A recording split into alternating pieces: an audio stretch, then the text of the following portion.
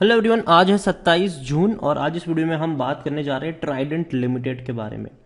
38 rupees का share है। हल्की सी तेजी जरूर आई है, मार्केट में अच्छी खासी रौनक जरूर थी आज। ट्राइडेंट में भी वो तेजी देखने को मिली है, लेकिन काफी बड़े करेक्शन से ये शेयर गुजर रहा है। वीडियो में डिस्कस करेंगे कि ट्राइडेंट में खरीदारी के मौके बन भी रहे हैं कि नहीं। तो वीडियो को शुरू करूं उससे पहले अगर आपने अभी तक चैनल को सब्सक्राइब नहीं किया है तो प्लीज अभी इसे सब्सक्राइब कर लीजिए, क्योंकि आगे भी बहुत सारे वीडियोस हैं जो आपको काफ़ी ज़्यादा हेल्प करेंगे। तो ट्राइडेंट कंपनी 38 रुपीज़ के आसपास ट्रेड कर रही है। एक वक्त का पैनी स्टॉक था ये, लेकिन उसके बाद 2 साल में भैया बड़ी रफ्तार इसने पकड़ी ज़रूर, लेकिन एक महीने में 21% तक टूट चुका है। 35 रुपए तक चला गया था ये, उससे भी नीचे दोबारा बाउंस बैक दिखा रहा है। लेकिन कहाँ से टूट कर आया था ये? 48 रुपीज़ से। एक साल में अगर देखें तो 130% का अभी भी ग्रोथ है। शेयर था 16 रुपए का, पहुंचा था भैया 70 के करीब। अब वापस जो लगातार गिरावट देखने को मिल रही है, कहीं भी अभी भी रुकी नहीं है। अभी भी थोड़ा फर्दर और करेक्शन आपको देखने को मिल सकता है यहाँ पर, लेकिन कंपनी खराब नहीं है। अगर फर्दर करेक्शन आता भी है तो खरीदारी के मौके बनेंगे भी आपको आने वाले दिनों में, क्योंकि अगर मैं आपको 5 साल का ग्राफ दिखाऊं तो हम सब जानते हैं कि कोविड के वक्त ये 3-4 रुपए के आसपास ट्रेड करा था। इवन उससे पहले भी कोई अच्छी खासी प्राइस नहीं थी इसकी, लेकिन उसके बाद जब तेजी इसने पकड़ी तो बहुत बड़ी रफ्तार पकड़ी। और उसके रीजंस भी है भैया। कंपनी ने रेवेन्यू में भी बढ़ोतरी दिखाई है और प्रॉफिट में भी। ये वो कंपनी है जो हर क्वार्टर में 200 करोड़ का प्रॉफिट कमाती है, प्रॉफिट। और क्वार्टरली 800 साल भर का 800 करोड़ तक का मुनाफा कमाने वाली कंपनी है। तो जाहिर सी बात है इतने बड़े चेंजेस के बाद तेजी आनी लाजमी थी, लेकिन अभी टूट रहा है क्योंकि मार्केट खुद गिरावट से गुजर रहा है। और दूसरी ओर अगर आप देखें तो जिन कंपनी ने भैया आग उगली थी कोविड में, वहां पर ही प्रॉफिट बुकिंग ज्यादातर देखने को मिल भी रही है। ट्राइडेंट को लेकर अगर हम देखें तो मिड कैप शेयर है, 19,000 करोड़ से भी ज्यादा का इसका मार्केट कैप है। वॉल्यूम देखें तो 52 लाख का ही है, कोई बहुत बड़ा वॉल्यूम अभी के लिए नजर नहीं आ रहा है। कंपनी के रेवेन्यू में हल्का सा झटका जरूर लगा है मार्च क्वार्टर में। जो रेवेन्यू दिसंबर क्वार्टर में 2,000 करोड़ का था, वो मार्च क्वार्टर में 1,870 करोड़ का रहा। और जो प्रॉफिट 211 करोड़ का था वो 180 करोड़ का रहा। मतलब गिरावट आई, 6% की गिरावट रेवेन्यू में और 14% की गिरावट इनके प्रॉफिट में देखने को मिली। और यही वजह भी थी कि शेयर टूट रहा था और उसके बाद गिरते हुए बाजार ने हालत और ज्यादा खराब कर दी। 72.94% की होल्डिंग है प्रमोटर के पास, 3.13 एफआईएस के पास है। यहां पर अगर हम बात करें तो प्रमोटर का एक भी शेयर गिरवी नहीं है, जो बहुत अच्छी बात है। कंपनी की ये वेबसाइट है, ट्राइडेंट ग्रुप की ये वेबसाइट है, और वहां पर आप देखेंगे तो जो इनका मेन रेवेन्यू सोर्स है, जो सबसे ज्यादा रेवेन्यू जो बिजनेस है इनका, वो है टेक्सटाइल का। होम टेक्सटाइल सबसे ज्यादा रेवेन्यू कमाने वाला इनका सेगमेंट है। उसके अलावा paper and stationery, and chemical, energy में भी कंपनी काम करती है, लेकिन बहुत कम रेवेन्यू वहां से इनका निकल कर आता भी है। ट्राइडेंट को लेकर अगर हम देखें तो ट्राइडेंट में according to Moneycontrol user सिर्फ 5% लोग ही है जो बेचने की बात कर रहे हैं, वरना हर कोई कह रहा है खरीदो।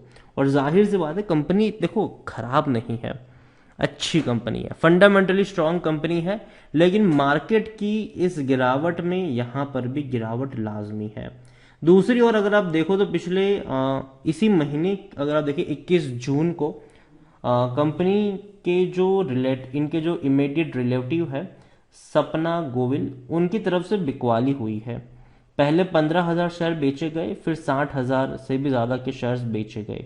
तो बिकवाली का ट्रांजैक्शन जरूर आया है इनकी तरफ से।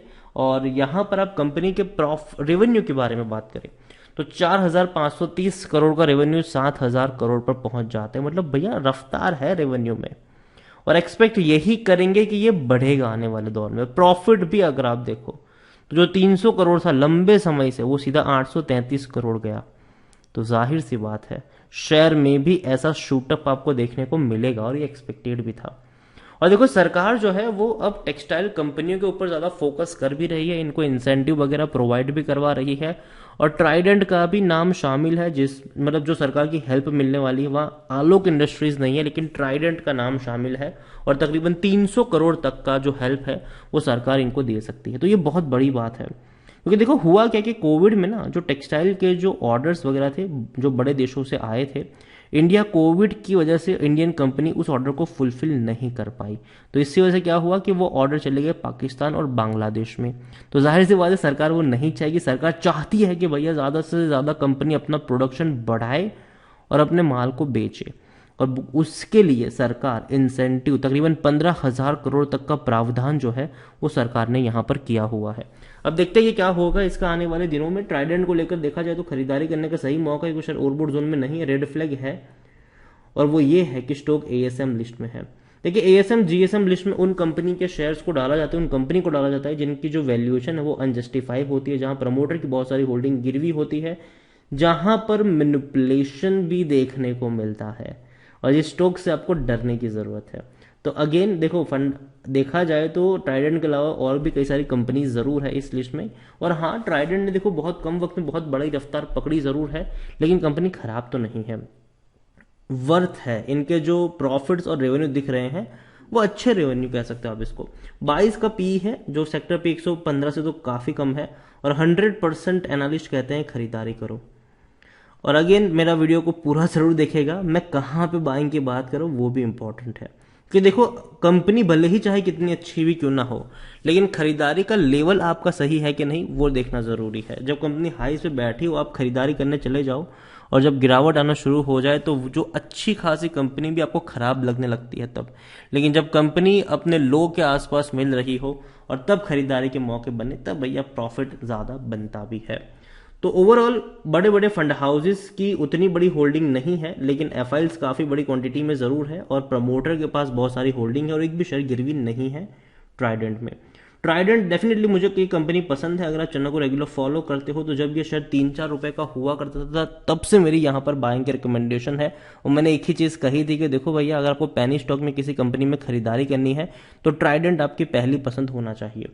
लेकिन जैसे ही ये शेयर 40, 45, 50 तक गया था तब से मैंने ये कहा भी था कि अब मैं इसको नहीं खरीदूंगा, जब ये टूट के बिखरेगा तब जाके मैं खरीदारी करने की शुरुआत करूंगा।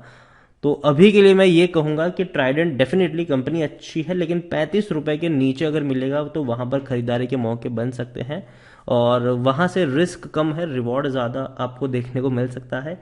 तो नजर रखिए इस कंपनी के ऊपर। मार्केट देखो अभी एकदम से रिकवर नहीं करेगा, मार्केट आपको अभी इस तरीके से ही परफॉर्म करता देखने को मिलेगा कि एक दिन तेजी एक दिन गिरावट, एक दिन तेजी एक दिन गिरावट।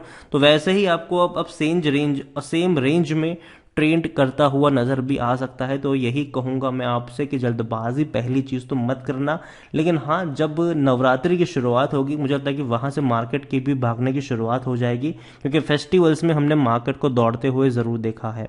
तो अभी के लिए ट्राइडेंट खरीदारी करी है, बने रहो, बेचने की जरूरत नहीं है। लेकिन जहां तक बात है फ्रेश बाइंग की तो 35 रुपए के नीचे का लेवल आपकी नजर में होना चाहिए। वीडियो को यहीं पे एंड करूंगा। पसंद आया हो तो लाइक करो, शेयर करो, चैनल पर अगर पहली बार आए तो प्लीज सब्सक्राइब करें, और ट्राइडेंट के बारे में आप क्या सोचते हैं वो भी आप मुझे कमेंट में लिखकर बता सकते हैं। Thank you.